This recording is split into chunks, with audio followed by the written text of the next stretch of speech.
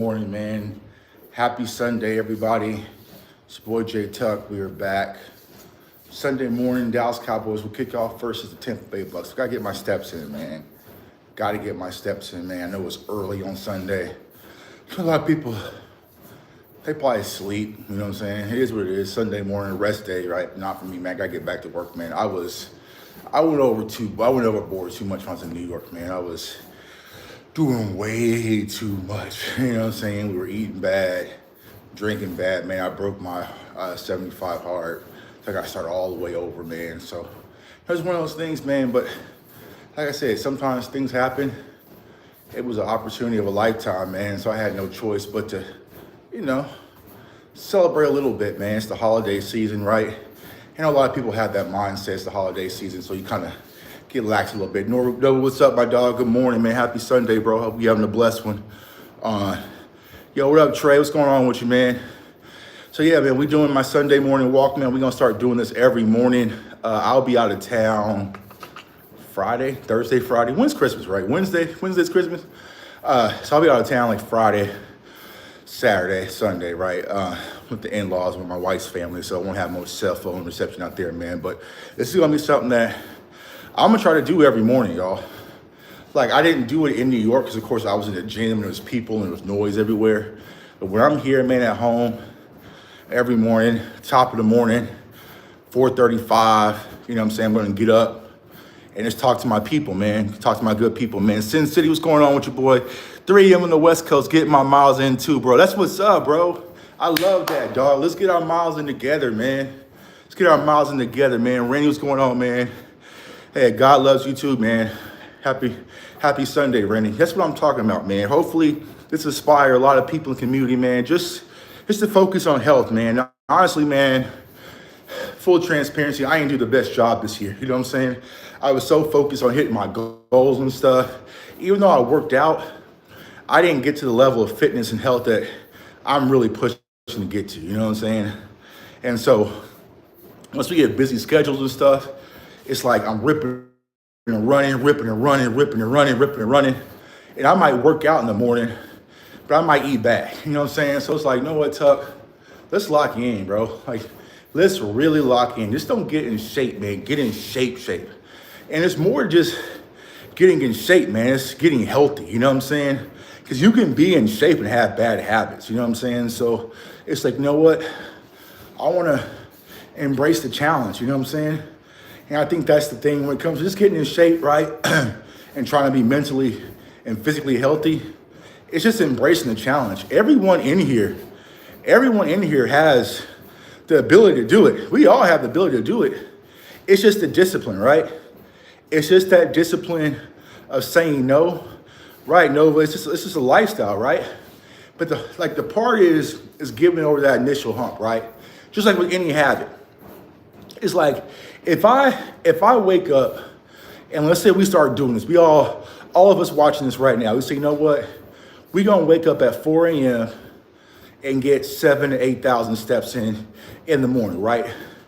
First day, it's gonna feel shitty. Second day, oh, dog, I gotta do it again. I'm still sore.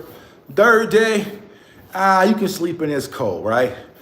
Fourth day, I really don't feel like doing it, man.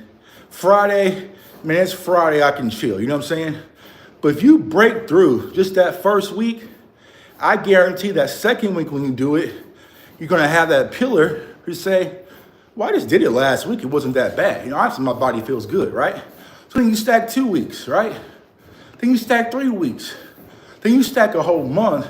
I guarantee by the time you get to the middle of that second month, it's just gonna be in you. You know what I'm saying? Like your body's just gonna crave it where you don't feel right if you don't do it at all. See what I'm saying? So that's what we have to fight through. Not just, y'all, but me as well. You know what I'm saying? It's just to continuously do that, right? Like case in point, full transparency. My trainer wants me to track my calories. That means I have to weigh everything on a scale, right? Monday, I can do that. Tuesday, I can still do it. Wednesday, but then y'all know Thursdays picks up for me. I got like 5 different shows, you know what I'm saying? So then I don't feel like weighing, you know what I'm saying? So it's like, then Friday comes. Then it's Saturday and my wife wants to go out to eat. You know what I'm saying? So it's like those things where I gotta continuously stack it and build it to become a habit. You see what I'm saying? Because once you're able to do it, make it a habit, just like you brushing your teeth, just like you shower every day, I hope, you know what I'm saying? It's just gonna become a part of you. It's like, I do that every day, you know? And it becomes a part of who you are and a part of your standard. So that's where I'm trying to get to. That's my focus. It's like, no matter what, if I have 4 shows, 5 shows, traveling, you know, whatever, I know that my habits of being healthy, working out, staying active is just what I do regardless. You know what I'm saying? It's the weekend. I was actually up at 3 because my sleep schedule is still off. I'm being in Eastern time for a little bit, so I'm all over the place a little bit, right? So I was actually up at 3, but it's like, you know, I'm able to get up and build and build and build and build. Use those portion cups. That's what I used to do during training. It's similar to weighing food. Oh, bet, bro. I'm gonna look into that. I know they had like portion plates too. You know what I'm saying? So for like your protein, carbs, and whatever. So, you know, start doing that, man. But yeah, little stuff like that, man. Like, I mean, the weighing and the tracking isn't hard when I'm at home. It's hard when I'm on the road, right? So case in point, like I'm in New York City and me and the team go out to eat, you know, some of these restaurants, they're not on MyFitnessPal. They're not, you know what I'm saying? They don't have, you know, accurate things. So it's like, you know, my trainer was like, I don't care, bro. Take your scale to these restaurants, you know. My trainer, he's a multi-millionaire. Like, you know, he makes millions of dollars on the internet, man. Salute to Brandon Carter. He's like, take your scale to these restaurants, bro. And I was like, so it's like breaking through that uncomfortability, right? If we're going out to eat and I pull out my backpack, a food scale, and I'm putting my steak on it and tracking it, it's gonna look weird to most people, right? It's gonna look weird to me, but it's gonna help me make sure I'm staying on track. Because I tell you guys what, when you track your food and track your calories, like you realize you going overboard, bro. You going overboard, you know what I'm saying? So it's like, it keeps you aware, you know what I'm saying? It keeps you aware with all that, man. So that's what I'm gonna do, man. So hopefully these morning videos inspires people to start their fitness journey, right? You know, and we can do this together. I wanna be like, this time, we all in the chat, you know what I'm saying? Straight up, ripped up, looking good, feeling good, you know, providing for our families, you know what I'm saying? Because health is wealth, man. Like, you know, I have to really realize that, you know, your mental health, your physical health, spiritual health, whatever you believe in, man, it's all important. It's all important, right? But I get it. We're mothers, we're fathers. You know, we get so caught up in making sure the kids are right, making sure my wife's good, making sure, you know, the job's good, making sure. This needs to be the number one priority, right? And that was a conversation I need to have with myself, like, yo, Tuck, this needs to be the number one priority. Because if this breaks down, none of the other stuff's gonna matter. I can't go hard and provide for my family if I'm mentally fractured or physically fractured. You see what I'm saying? So it's like, all right, bro, that's the number one thing you gotta have, right? You know what I'm saying? You think, you know, the monetary aspect of earning as much as you can, you know what I'm saying? Just like, all right, we gotta change that, bro. This is the number one priority. My doctors gave me the talk about my weight. It's crazy how much I need to see this video, man. Hey, Flo, man, bro. I appreciate that. Let's start today, bro. Let's start today, you know what I'm saying? And that's something, you know, and I'll talk to you because there's a lot of men in here, right? As men, we feel like we're Superman, right? We've been in our entire lives, man, we'll be perfectly fine. You know, we be all right. You know what I'm saying? We'll bounce back. It don't hurt that bad, right? We can overcome everything. But it's not till sometimes we have to have that talk like Flo Man just maybe had, where your doctor's like, yo, you gotta get right. You know what I'm saying? You gotta get right. You know what I'm saying? Like, case in point, man, full transparency. Like, my thing is like, I have super, super high cholesterol. And it's not even because of my eating habits. It's because I have a genetic disease. So like my cholesterol, y'all, is like triple the average person. It's like triple. I mean, they've tried medicine. I've tried shots. They're talking about doing a blood transfusion. They're talking about doing all sorts of stuff because it's like, it's just something that it was in my genetics, you know what I'm saying? And so my mama has it, Mama Tuck has it, you know what I'm saying? So they're trying to figure out how to mitigate that, right? Because, cholesterol can be bad for you can build blockage, right? So for me, it's like, what can I do to really help combat that? And it's lose weight, stay in shape, and watch what I eat, man. Like, honestly, I did go vegan for a little bit, and my cholesterol dropped drastically. Like, I'm telling you, like, my cholesterol, my shit's like in like the 500, 600 sometimes, like some shit like that. It's crazy, right? But then when I went vegan, it dropped from like 500 to 600 to like 150. See what I'm saying? But it's so hard to be vegan, you know what I'm saying? It's so hard. Like, can I sustain it? And I probably can, but I'm hearing that voice in my head. It's like, yo, Tuck, stop being a bitch, bro. Like, it's not that difficult to be vegan. You know what I'm saying? If it means being a vegan and not eating a steak to add extra 20, 25 years in your lifestyle, then you become a damn vegan, bro. You know what I'm saying? So it's like, I keep combating that, because that comfort of traveling and having to find vegan snacks and stuff like that, you know what I'm saying? But it's like, all right, maybe there might not to be full vegan, but I need to add some vegan-ish type recipes in my day-to-day, right? Eat more beans, eat more fruits, eat more vegetables. Like, I'm very carnivorous.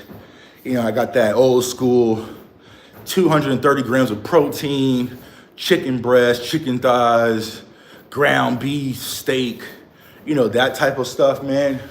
But I'm not thinking about the micronutrients. I'm thinking just about the macros, right? The proteins, the carbs, and everything else, right? And the fats, right? Think about the micros. So, it's just mixing things up, man. Like, I want that message to be clear, y'all, man. Don't wait till it's too late. You know what I'm saying? Be ahead of the curve. It says boil ginger root, burdock root, lemon on empty stomach, then eat your vegan. Yeah, man. So yeah, there's so much stuff out there. Fasting and well-balanced meals keeps it simple these days. Yeah, exactly, man.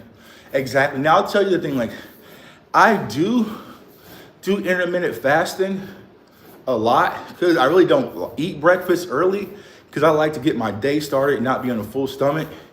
But then when I'm working with my trainer, like, so right now my trainer has me eating like 2,239 calories, right? Something like that, right? So when I intermittent fast, it's hard for me to get to those macros in that window. See what I'm saying? So it's like, that's where I struggle. But when I do intermittent fast, it works out. Cause like, it's the thing where it's like, I want to lose weight, right? But I also want to maintain my muscle, right? I want to maintain that, right? So you have to do it in a smart way. So you got to keep your protein high, you know what I'm saying? And all that stuff, right? And your cardio. And I know a lot of people are anti-cardio, right? But for me, one, the heart health aspect of it. But two, it sparks my day. You know what I'm saying? Like, as soon as I get done with y'all, I'm probably about to go watch some college film. Just the Cowboys don't play till tonight. Watch some college film, do some cut-ups, do some of that stuff. Like, it just wakes me up. Like, I don't drink coffee. I don't drink tea. I really don't drink soda. I said morning Mike Tomlin.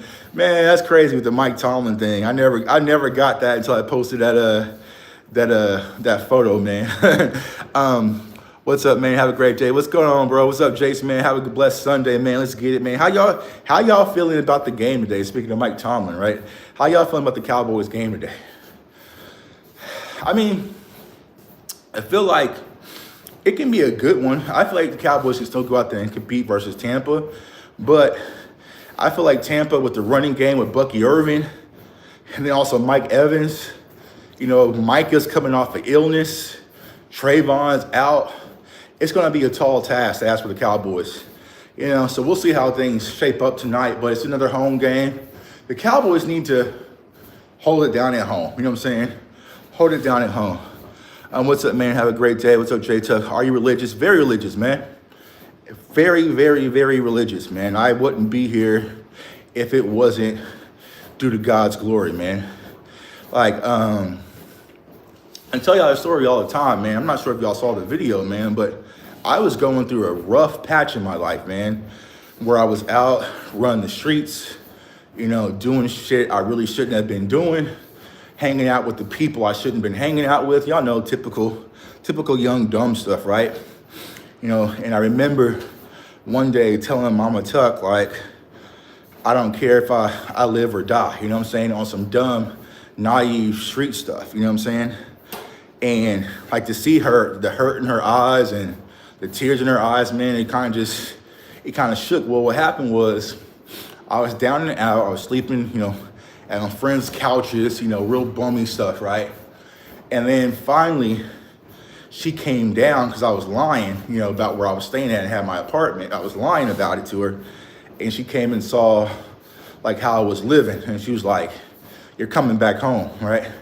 So when I came back to Kansas City where she was living, I had to live with her and my grandma, right? And my grandma, rest her soul, the number one rule is if I was gonna be in her house, I had to go to church, right? That was the number one rule. If I was gonna be in my grandma's house, I had to go to church, right? And so I started going to church, and outside of the religious aspect, what I saw was men who looked like me, so black men, right? And they were living incredible lives, just doing regular stuff. You see what I'm saying? So like, I met deacons from the church who had beautiful wives and beautiful children and a beautiful home, and they were driving BMWs, and all they were doing was just going to work every day. You know, like some worked at Sprint at the time, back when Sprint was here, because the Sprint headquarters was here in Kansas City. A lot worked at Sprint, worked at some of these offices. You know, I'm just like, there's a way. There's a way you can still live a happy, peaceful, fruitful life. It doesn't have to be football or pro athlete, or you don't have to be a drug dealer, or you don't have to be a rapper. You can just get a degree, go to work every day, and live a hella good life. You know, it's just like one of those things, man. So once I started hanging around the deacons and stuff and hanging around people in church, I just kind of just gravitated more towards it. And then, you know, I started, you guys, to the content stuff that I do now. How do I learn that? I was doing a lot of the filming and editing stuff at the church. So I was working in the sound room. I was working on their live stream. I was learning that from that, and look what that stemmed to, man. So yeah, man, I give the glory to God every day I wake up, man. This ain't just me. This ain't me. Me being out in New York with Des Bryant, that's not just me, that's God, man. So yeah, I'm very religious. You know, I really like my church that I go to with my mama in Dallas. But of course, you know, I don't live there, so I watch them online. But there's a dope church here in Kansas City as well called Nexus. And it's like, you know, the thing I like about Nexus is like, it makes everyone feel comfortable, whether you're black, white, Mexican, you know, whatever. You know, our preacher's, pastor's motto is like, God loves the dirty. That's that church I go to where I say Pat Mahomes is there. Like Pat Mahomes goes to my church here in Kansas City, you know, and it's just like real laid back, you know, real chill. And Pastor John, he speaks the word of gospel in a way that I understand and comprehend. You know, some pastors, they go all over, you know what I'm saying? You kind of get lost, you start dozing off a little bit. But I feel like Pastor John, he really speaks directly to me. He's like, this is a few years older than me, you know what I'm saying? So he gets it, right? He came up in the same era, been around the same things, right? And I remember my wife had found the church, and I remember it had, it was a much smaller church when we found it years ago, but it had a picture of Michael Vick in the window. It had Lance Armstrong. It had, I forgot, like two other like athletes, and it really caught my eye because the message was like, God forgives, you know? And I just thought that was dope to see a church with Michael Vick, Lance Armstrong, some of these other people. I think Tiger Woods was probably in it, you know what I'm saying, and somebody else. But it was like, God forgives, you know what I'm saying? That message really stuck out, right? Because we live in a society, y'all, keep it a buck, where everybody wants to be the final judge and executioner, right? If Sin City messed up, then I'm the one trying to judge Sin City. I'm all online trying to judge Sin City for his mistakes, acting like I am holier than thou. People make mistakes. We've all made mistakes. I made a ton of mistakes, you know what I'm saying? So God forgives, man. God forgives. Who am I to judge y'all for y'all transgressions, man? I'm not perfect. I'm not perfect by any means. I did a lot of stupid stuff, It's just by the grace of God, I'm still here. I told you all that story about me being involved in that drive-by shooting. The only thing that saved me from being here talking to y'all is that I got hungry and threw a hissy fit after the club and switched the car that I rode to the club in. That was it. That was it. If I would have jumped back in that car, I probably wouldn't be here talking to y'all. You see what I'm saying? So it's like, it's those little things where it's like, okay, you get second chances. We're here for a reason. You woke up this morning for a reason. What are you going to do? What are you going to do with your opportunity? I've been clean 2 years because of getting closer to God. It's been the best thing now, and I have a beautiful family of 6. We added my daughter 3 days ago. Hey, God is good. Hey, John, man, Josh, man, that's phenomenal, bro. That's phenomenal. Blessings, man. Salute to you, bro. Congratulations on your sobriety. Congratulations on your family. Congratulations on your newborn, man. Yeah, God is good, man. That's what it is, man. That's, the motto, like I said, at church is God loves the dirty, man. He loves to show out. You know what I'm saying? Like, he loves to take the dirty, the fractured, the broken, and fixes them and puts them on a highlight reel. You see what I'm saying? That's the beauty of it, So I think that's just where we got to just focus on. So yeah, man, to answer your question, that was like kind of a long-winded question, but here's the point. I'm just walking and talking, so it's all good. But yeah, I am very religious, man. I probably need to be more religious, but it's just like, I just kind of go at my own pace. I kind of go at my own pace. I got this very influential people in our Cowboys community. If you guys don't know him, Pastor Carl, follow him on Twitter, man, good friend of mine, huge Cowboys fan, stuck in Philly. But cool guy, man. He's kind of someone I look up as a mentor. He's a preacher, a pastor. And just like, once again, he speaks the word where I can truly understand it. If you follow him on Instagram, I think his church goes live on Instagram and also YouTube as well, man. So yeah, it's just finding a church home, finding a religion, whatever it is. It doesn't have to be Christianity. You could be Muslim, you could be whatever. Believe in something, believe in a higher power than yourself. I think that's critical, right? I always try to focus on, kind of 4 to 5 main key areas of life, right? Spiritually, emotionally, family, mentally, physically, and financially, Focus on those aspects and make sure you're buttoned up there, And then prioritize it, and then go after it, And I think that's the thing. What's good, bro? What's good, man? Top of the morning, man. Just getting these steps in. Don't got my watch on, bro. I've been tripping with my watch, not charging it. In New York, I wasn't charging it. You know what I'm saying? So I'm getting all these free steps in. But I kind of know how long I need to walk and talk to y'all to at least get around 8,000. I need to probably talk to y'all for about an hour. So we get that hour in. Hopefully my phone don't die. So yeah, man, that's what it's all about. But like I said, getting back to the game, I think it's going to be competitive for a little bit.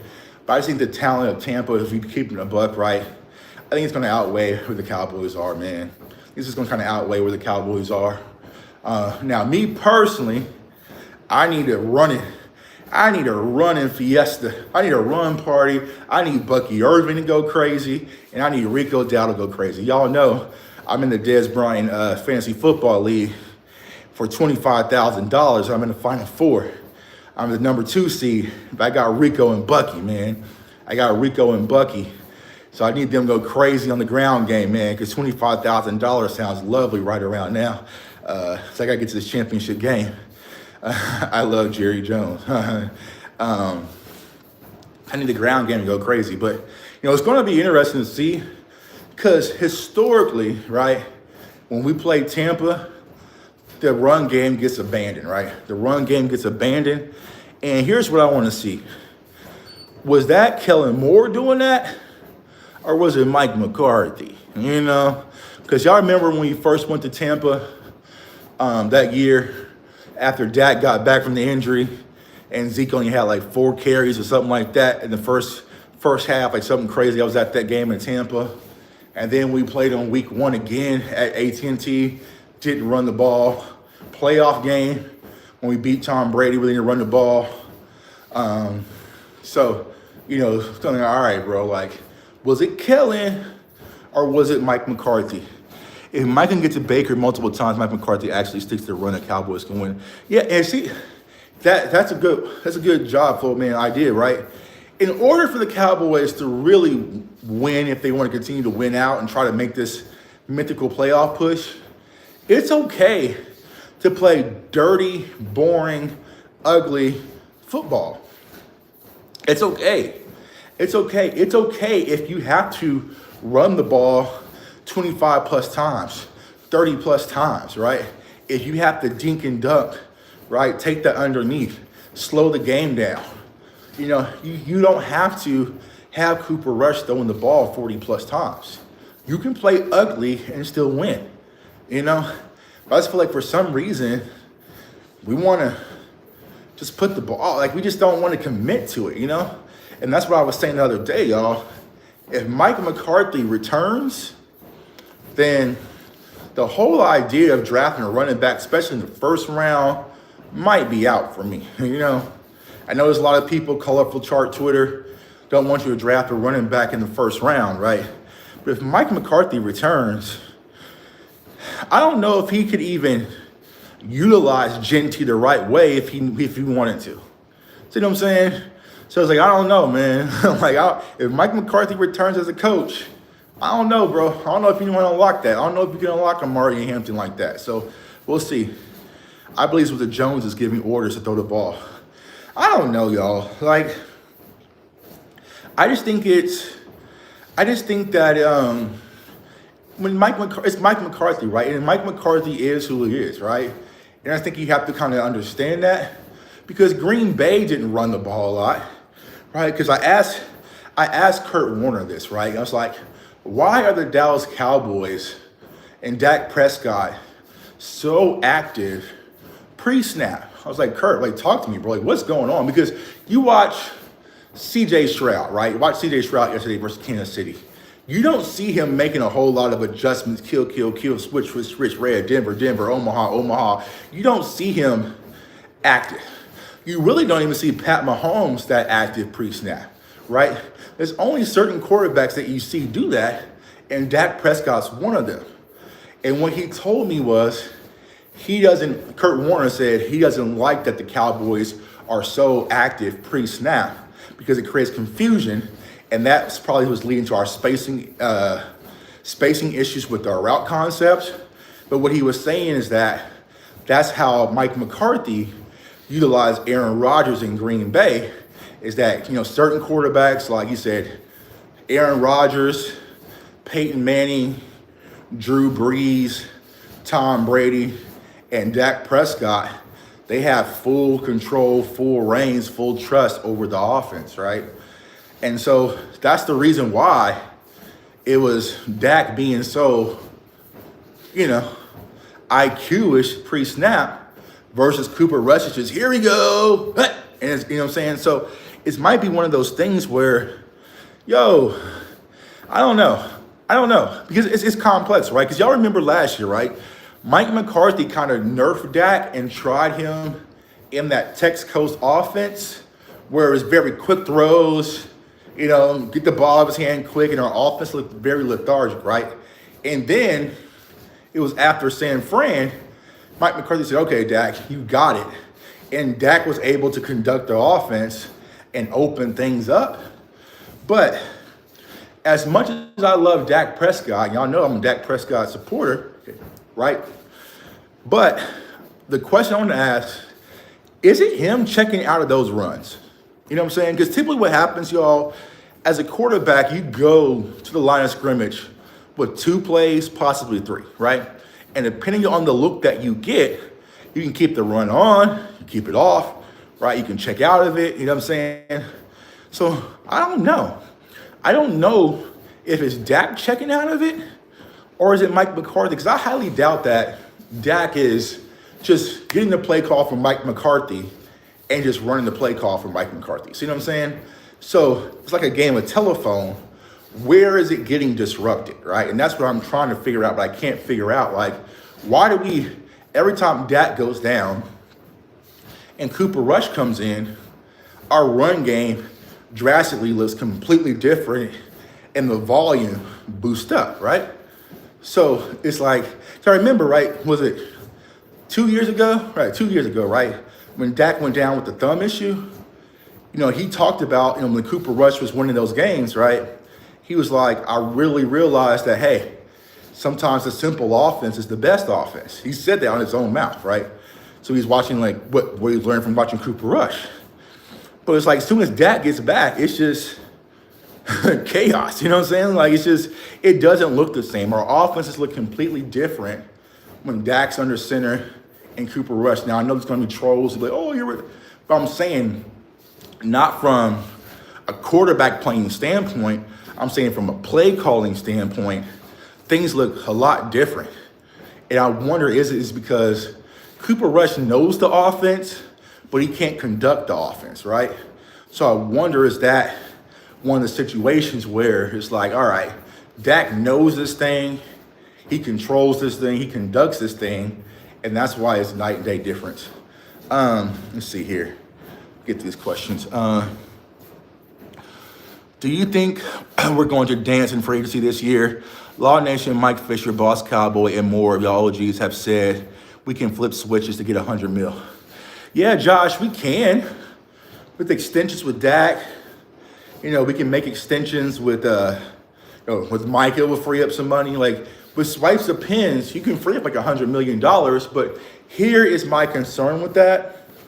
I don't think that money is for outside acquisitions. I think that's for in-house acquisitions. So I mean, that swipe of the pen, that 100 mil, might be to bring Osa back. That swipe of the pen might be to re-sign Jerron Bland. That swipe of the pen might be for Tyler Smith. You see what I'm saying? I think that's what those extensions in Micah Parsons, right? I think those are the pen swipes that the Cowboys are going to prepare for. I would be shocked if there's big outside free agency acquisitions. I think the Cowboys will market signing our guys back because we got like, I think we got like 24 guys that we're probably going to sign. You know, re-signing Rico, like it'll be stuff like that. So if you want to count that as free agency, you can, but I don't think you're going to have the Saquon-esque type signings in Dallas. I really don't. I really just don't think you're going to get that. I think it's going to be more re-signing our old guys. J. Lou's back, which I'll welcome J. Lou back. Jerron Bland, you know, Osa, Rico, you know, maybe they do something with Brandon Cook, you know what I'm saying? It'll be stuff like that. The Cowboys don't have the receiver talent to throw the way Mike McCarthy likes to throw. Thank you. That's what I've been saying. If Mike McCarthy, if you want to go be this pass-heavy offense, then go load the clip at wide receiver. Like, I don't understand it. Like, why are you hedging? Because what do we hear every offseason? We want to get stronger up front. We want to get stronger with the run game. We want to bring power football. We want to bring power football. We went and drafted Luke Schoonmaker because we want to run more 12 personnel and run the ball when teams know that we're running the ball, right? That's not who you want to be, bro. You don't have to lie to us no more, Mike McCarthy. Go be you. Go be you. Go build this thing where you're getting a dynamic tight end that can flex out and play wide receiver / wide, you know what I'm saying, and do those things, play on the ball and off the ball, right? In line, all, you know what I'm saying? Like you can have those types of guys, right? Go get you a dynamic wide receiver. No knock to Brandon Cooks, but go get you a dynamic wide receiver outside of CeeDee Lamb and really air this thing out. If that's who you want to be, you know what I'm saying? If that's who you want to be and that's who you truly are, go get the tools to make that work. If we went, I don't know, let's say the Cowboys went and we drafted Luther Burden or T-Mac, right? McMillan, right? And then, I don't know, we went in the second round and somehow Warren, the tight end from Penn State, slipped to the second round and we got him. Cool, bro. Neglect the run, air it out, let it rip. Team 40 burgers, we're back.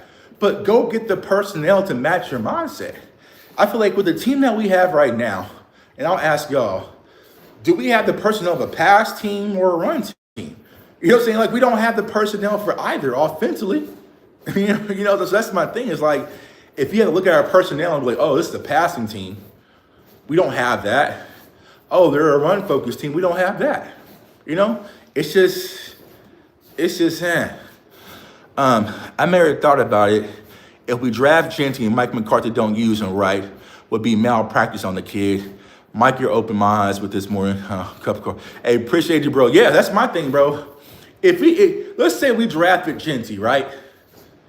And Mike McCarthy gave him 15 to 16 carries a game.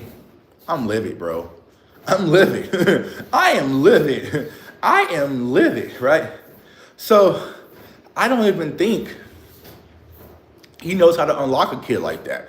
Genty doesn't get started till he at least gets around 16 to 17. Like, you gotta preheat the oven, bro. You gotta let Genty cook. Trying to give a running back 14, 15, 16 carries, that's not gonna cut it, right? And I know it's the whole conversation online with Rico, right? And a lot of people say, well, Rico could have been doing this if it wasn't for Zeke. And like I've been saying, that is false. That is fake news, right? Zeke got benched week 2, y'all. He got benched week 2. Rico started week 2. You also had Deuce, and then you had CeeDee Lamb touch the ball in the backfield before Zeke even touched the ball. So it wasn't this thing that is Zeke, you know what I'm saying, when it comes to Rico. But my question is, are they force-feeding Rico now? And you're seeing Mike McCarthy talk about Rico, we're pumping Rico up. Is Rico being pumped because they're trying to find an excuse not to draft one of these running backs in the draft? And I asked that question online yesterday, and I felt sick to my stomach, y'all. I felt sick to my stomach that the Cowboys could be putting Rico on display so they can say, hey, we don't need to draft a running back. We have Rico. And I'm telling you guys right now, this draft class is so honestly, the running back draft class, if I'm being honest, it's the most talented position. Yeah, it's the most talented position in the draft. Wide receivers a little quarterback's just shallow. Cornerback, it's a little shallow. Safeties is all right. Safety's better than last year. Tackle, we'll have to get there because it depends on if you're going to be tackles or guards, right? That's when we get to the size and all that. You know what I'm saying? Offensive line. Running back is the deepest class in this year's draft. If they go into this draft, y'all, and neglect taking one of these kids in the top 3 rounds, since we don't have a 4th because of Mingo, top 3 at least, it's malpractice. It is malpractice if the Cowboys go out there and neglect this running back class, y'all. Like, we'll get there. We'll get. There's going to be some guys, like, case in point, right? Like, a name that you're not hearing is Taj Brooks out of Texas Tech. Like, Taj Brooks out of Texas Tech, he's big and he's a dominant runner. He runs with power, balance, like all of that, right? But just like last year, all the running backs got sniped, right? Got sniped in that 4th round. That was a Trey Lance round, right?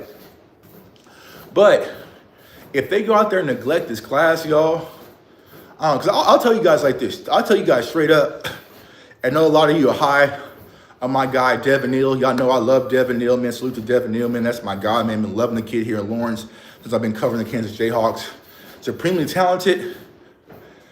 Forget the mock drafts, y'all. His stock is going up. His stock is going up. And he just declared for the Senior Bowl. You know what I'm saying? His stock is going to go up. I would see third round at least when it comes to Devin Neal. You see what I'm saying? Young, yeah, Jordan out of Oregon. I mean, there's so many talented guys. Like I said, Taj Brooks, out of Texas Tech. I mean, we'll get to every last one of them, I promise, right? I think Amari Hampton might be first round. Caleb Johnson might be early second. Because what's happening right now, running backs are back in style. Running backs are back in style because we're seeing what's happening in Detroit. You saw what happened in San Francisco with CMC, and now you're seeing what's happening in Philadelphia with Saquon. You're seeing what's happening in Baltimore with Derrick Henry. To combat the Pat Mahomes aerial attack and all that stuff, hey, we're going to line up, play physical football, punch teams in the mouth, air the clock out a little bit, and keep things moving. Running backs are back in style. You don't think these NFL teams want to Knuckles and, what is it? Where are they? Sonic and Knuckles, or where do they call themselves? The Sonic and Knuckles, or is it not Sonic and Tails? Whatever, right? Sonic and Knuckles, right? You don't think that these other teams are going to want to have that on their offense moving forward? And there's ways you can build it.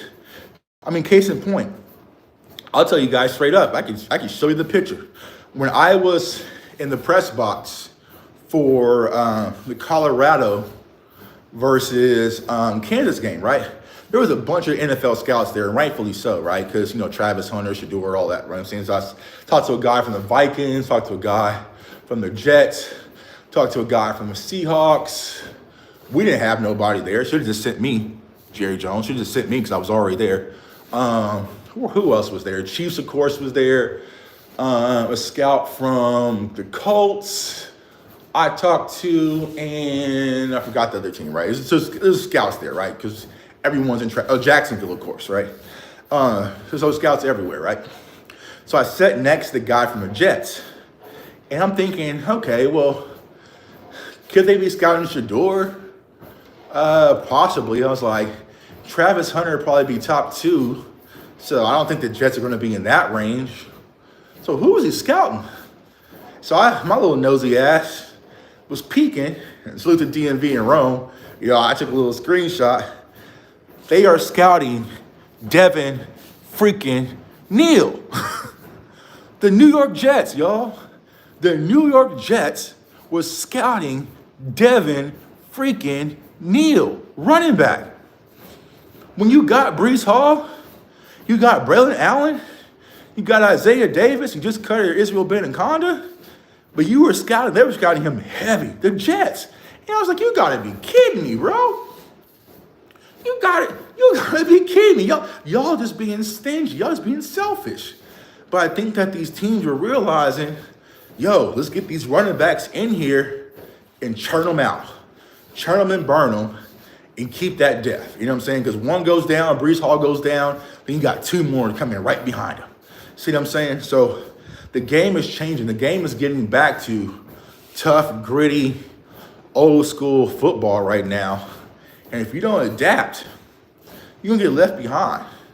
And here's where the Cowboys, they need to hear this message loud and clear. I know the past years, we were 12-5, 12-5, 12-5. Dak Prescott played well last year, MVP caliber. We were winning games. Dan Quinn's defense was this and that. That talent gap that we had over these teams in the NFC is closed, y'all. That is closed. We used to kind of just be up here with San Francisco, and then you had Philly, right? And then you had the Cowboys. Those kind of like the big 3 in the NFC, right? That's closed, bro. You got Detroit in there now, Green Bay, some young killers. You know, Minnesota, look at what they're doing right now. You know, you have other teams, the Commanders are getting stronger. If the Giants mess around and get a quarterback in the draft, they're going to be a lot better. You have, Atlanta, if they can figure things out and get things back on track. You got Tampa Bay. So the whole idea that the Cowboys had this massive talent gap that you were leaning on because you had the trendier names in the NFC, that's gone. You are going to have to grow a pair and play ball. The guy says, "Go Lions, man." Hey, man, I gotta be honest with y'all, man. I'm rooting for the Lions, man, because I'm gonna go to the Super Bowl. I'll be out there in New Orleans, and I can't be out there with them Eagles fans. So anybody but the Eagles can go. So if it's the Lions, have at it. If it's Green Bay, have at it. If it's Minnesota, have at it.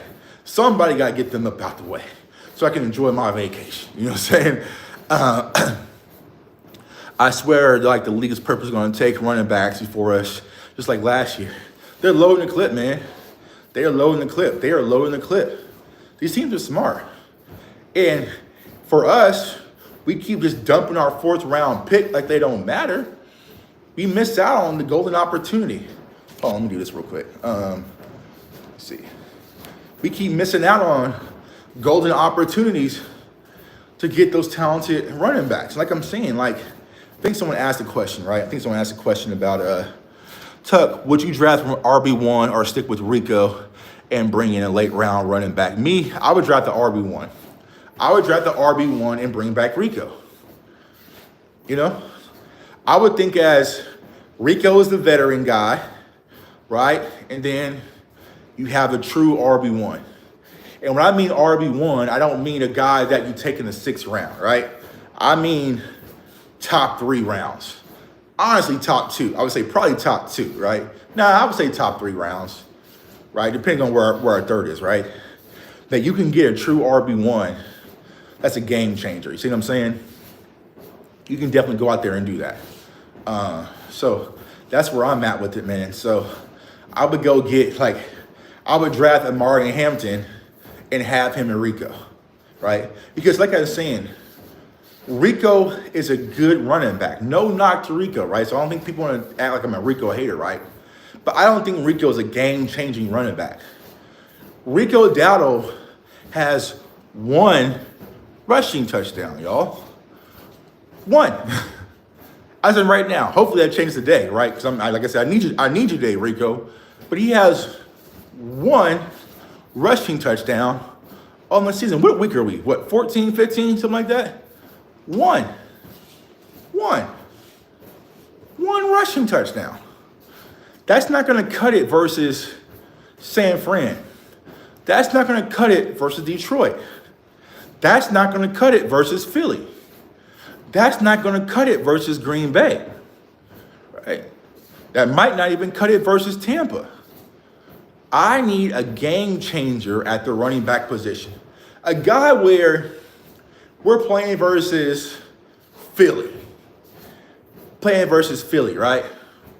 And things are a little shaky for Dak. You know what? I can give Genty the ball 25 carries, 20, 30 times, and he can go win this game for us. That's the type of running back I want.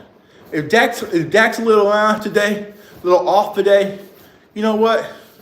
Dak, we're going to take the ball out your hand and run, right? To some of you Texas fans who watched the game last night, right?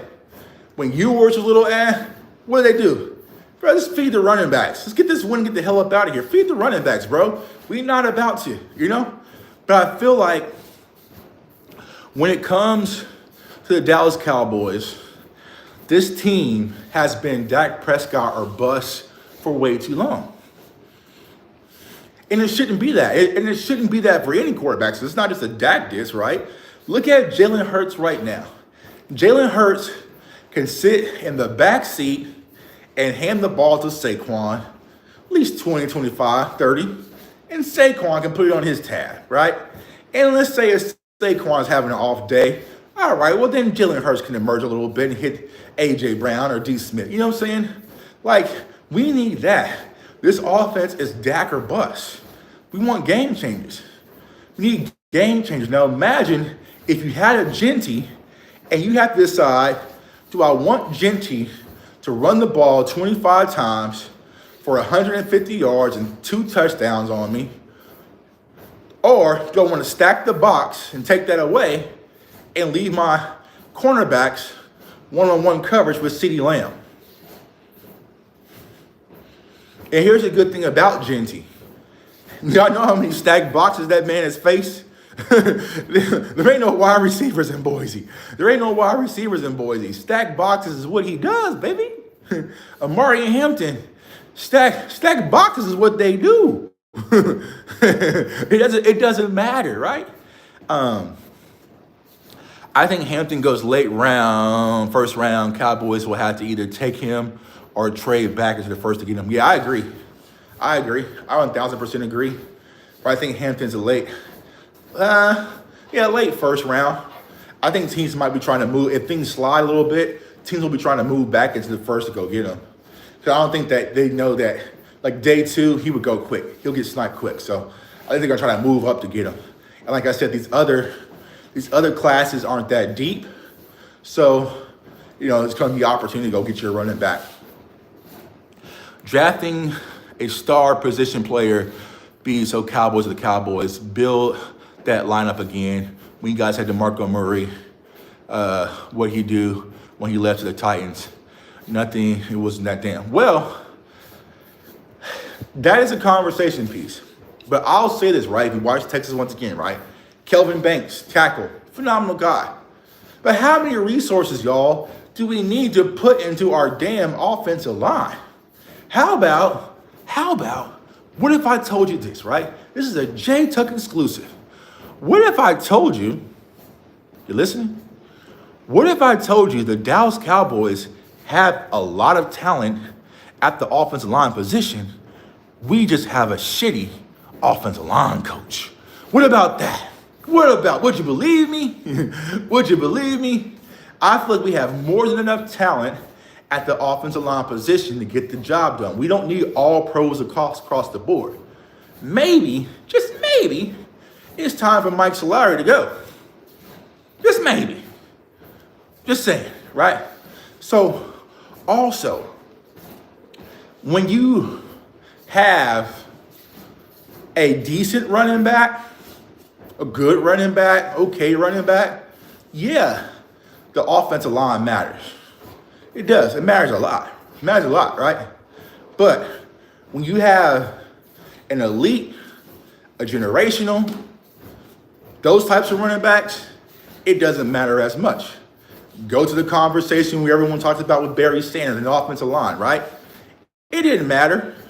It didn't matter what Barry Sanders' offensive line was. Barry was just that dynamic.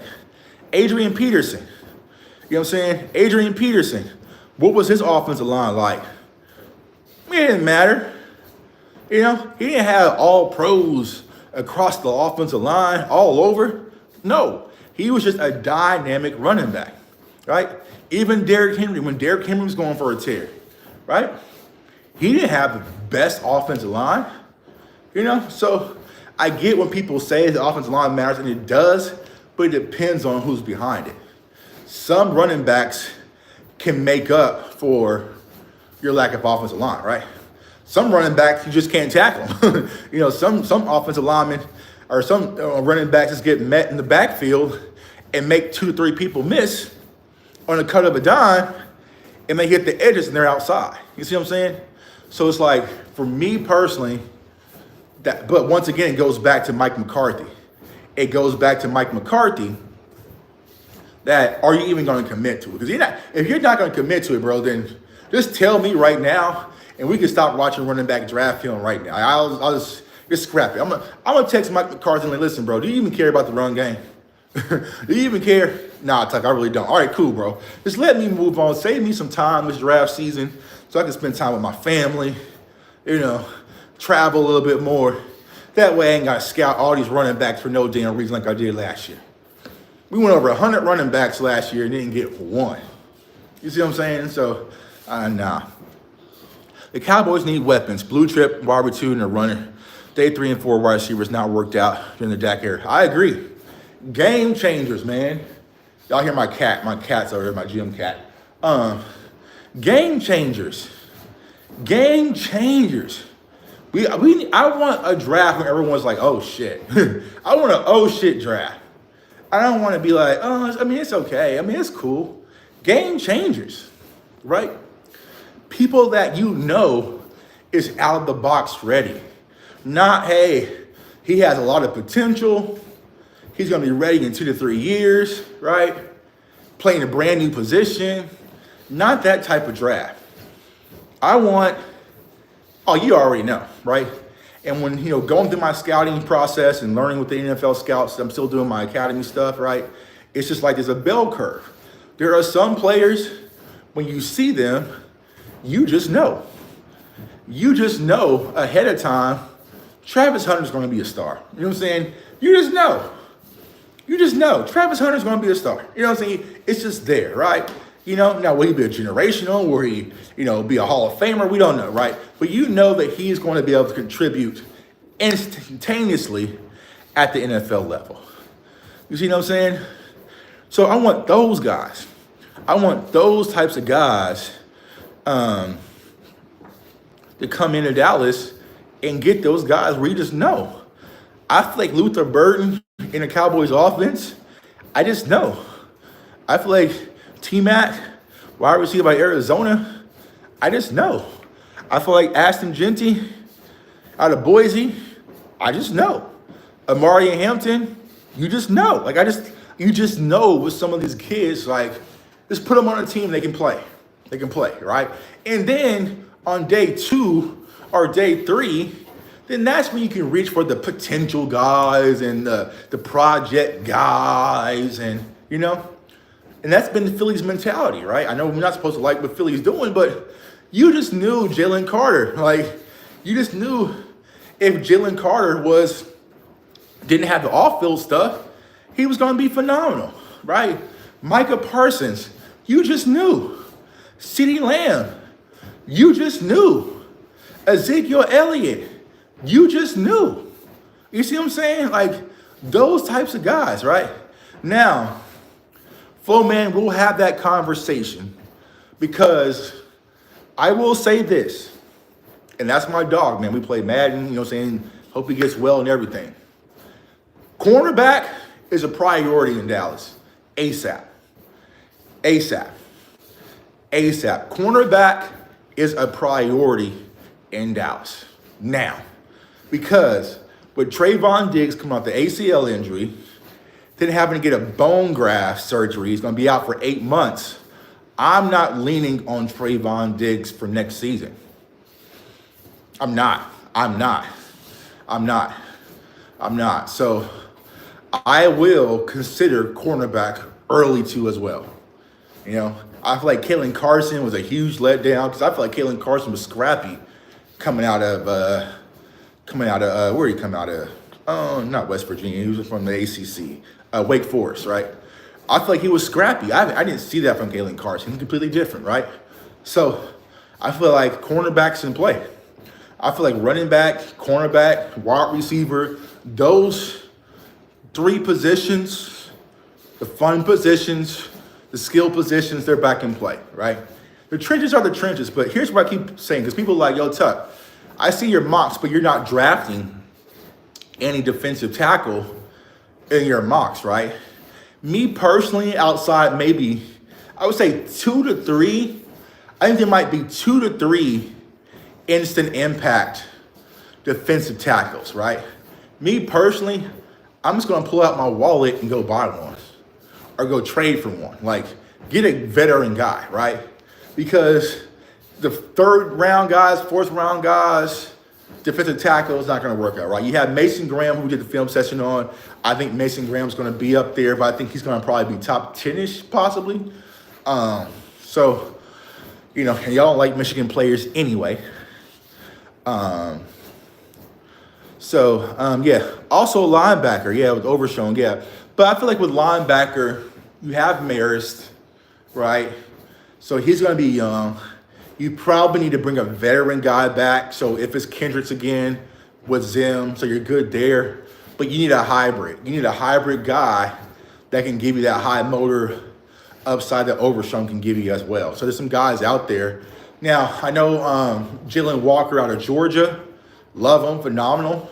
I mean, I wouldn't be opposed to it if he went linebacker. You know, me personally, I would like to have someone like a Jalen Walker. You know what I'm saying? I want a forward tough linebacker to stop the run. You know what I'm saying? That's IQ. And we'll get into the film of him as well. But, you know, I think there's some guys out there, you know, even on day 2, that can go out there and give you that quality. You see what I'm saying? I love Michigan players, but we're not getting Mason Graham. Yeah, I think Mason Graham was out of there, you know? You know, it's like, and that's what I'm saying. Like, I felt like Mason Graham was, you know, but it's like, it's hard, right? Depending on the draft, because it's like Jordan Davis slid a little bit to the back half of the top 10, right? And even Jalen Carter, you know what I'm saying? So sometimes you can get those guys to slide a little bit, but I don't think Mason Graham's going to have that happen. I think he's solidified. You know, we did the film breakdown on him. And I know Cowboys fans would lose their shit if we drafted another Michigan defensive tackle. You know what I'm saying? So I don't think they would do it, but he's a talented player. Check that film session out. It's on the channel. I think he was the first film session that we did. Let's see here. Yeah, and then there's, you know, Deion Walker out of Kentucky. I feel like Walker out of Kentucky has the upside to be very Chris Jones-esque. He's just a big physical monster, right? But you gotta give him that whip, that yeehaw, you know what I'm saying? Because the motor burns out, right? So do you take the physical traits and, you know, without the motor? But me, y'all know me, I'm a motor guy, right? I want my players to have motor. You know what I'm saying? Your wallet needs to be open for leaders. You draft talent and then pay leaders. Exactly. You can't just draft a rookie defensive tackle and expect for him to go out there and fix all of your problems. Like, he still got to learn, bro. Like, he still got to learn. He still got to grow. He has to put it on size. Like, you're asking a 20-year-old, 21-year-old to go out there and have instant impact versus grown men. You know, it don't happen like that. For some it does, but not for all. You know what I'm saying? Go get me a guy that's been dominant in the league that you already know. And then maybe tossing somebody like that behind him, you know? So that's where I would go with it, you know? So, I mean, this is going to be the opportunity, but, you know, it really depends on the Joneses, man. It really depends on Steven and Jerry Jones, you know, what their mindset is. You know, do they really care about winning as much as they say they do? We'll see. You know, show me, bro. I'm tired of hearing the talking. We're going to go all in. We're going to do this. We're going to do that. We're going to do this. We're going to do that. Bro, show me, bro. You know what I'm saying? Like, I'm tired, y'all. I'm tired of all the talking. And that's just not from the front office. It's the players too, bro. Like, just go out there and show me, bro. Show me. Let's see how many miles I've gotten. Where are we at? We at almost at 3. My phone's probably about to die in like 2 seconds. I didn't bring my charger out here. But yeah, show me what you're going to have to do, man. It's like I said, you know, optimistic about the game. We'll see what happens. Ultimately, I just think that Tampa is making a playoff push. You know, they need to get the NFC South. I think that's right now, as far as the talent standpoint, they have more than the Cowboys. So I wouldn't be shocked if they go out there and just handle business and get the win today. But like I said, my main focus for the Cowboys is just who is still competing, right? Compete, because that's major as we build for next year. Who didn't give up on the season. And then also, stay injury-free, man. I can't take no more knee news. I am knee surgery'd out, y'all. I am knee surgery'd out. I am ACL'd out. I am hamstringed out. I am IR'd out, man. I'm just tired. Like, go out there, play hard, stay healthy. Let's get this season over with and just get back to next year. And hopefully, this is, you know, it was a horrible season. It's a horrible season from hell. Nothing went right. You know, we had that one glimpse of feeling good that day when we signed Dak right before we kicked off versus the Browns and ultimately won. That was about it, man. That was the highlight of this season. I can't think of no more highlights. I guess you can say the Steelers game, Jalen Tolbert coming to victory. Besides that, it ain't been too much to be excited about. You know what I'm saying? Do you blame the strength and conditioning team? I do. I do. This has been something I've always talked about in Dallas for a long time. Like, even back to Miles Austin era, like, bro, it's always hamstrings. Like, hamstrings. Like, something's going wrong with how these players' bodies are being prepared. Now, maybe it's what they're doing in their off time. I don't know. And sometimes, yeah, it's just football. It's free incidents. But it's a lot of similar things going on in Dallas versus knee injuries. You know what I'm saying? Y'all remember, what was the guy? Josh Butler, the corner, come out there and play well. Next game, knee injury. You know what I'm saying? So it's the stretching, the conditioning. It's something I've never seen a team get riddled with injuries in one season like this.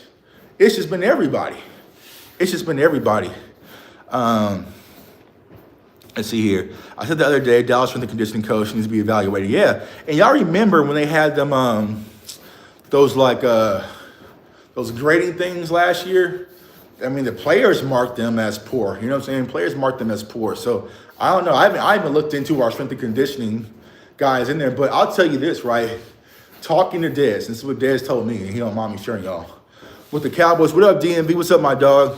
What Dez was telling me is that the Cowboys do this, is that they force players to come back from injury earlier than they actually, before they fully heal, right? So it's like this thing where, like, Dez was getting a situation where his knee was hurting. He's trying to go to recovery. And he's like, man, I just don't feel it today. Like, my knee, it don't feel good. And you kind of get guilt tripped it. Like, come on, stop being a bitch, bro. Like, get out there. You know, we need you.